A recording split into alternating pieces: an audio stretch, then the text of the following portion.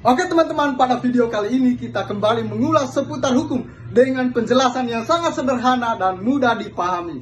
Teman-teman mungkin pernah mendengar istilah asas legalitas atau istilah legal dan ilegal. Teman-teman, legal itu artinya sah dan ilegal itu artinya tidak sah. Sedangkan legalitas itu artinya keadaan yang sah menurut hukum, di mana suatu tindakan, dokumen, atau entitas diakui oleh undang-undang yang berlaku.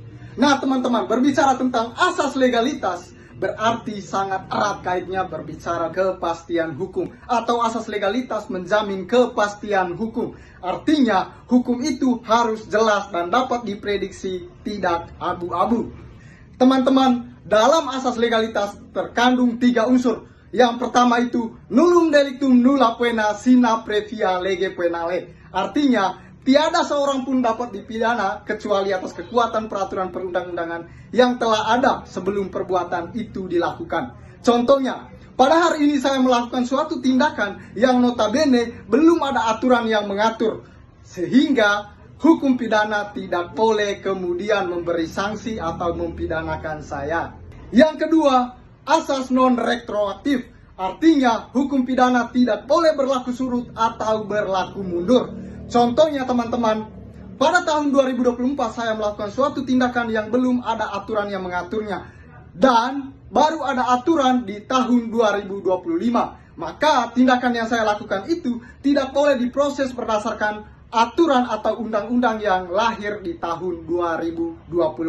Namun teman-teman, asas non-retroaktif yang berlaku di Indonesia sifatnya tidak mutlak. Kenapa? Karena ada pengecualian di sana. Pengecualiannya antara lain adanya aturan baru yang menguntungkan atau meringankan pelaku, maka boleh berlaku surut. Dan hal ini teman-teman juga bisa lihat di pasal 3 Undang-Undang Nomor 1 Tahun 2023 tentang Kitab Undang-Undang Hukum Pidana. Dan asas non-retroaktif tidak berlaku untuk hukum perdata. Kemudian yang kedua, pelanggaran HAM berat dan juga tindak pidana terorisme. Dan yang ketiga, larangan penggunaan analogi.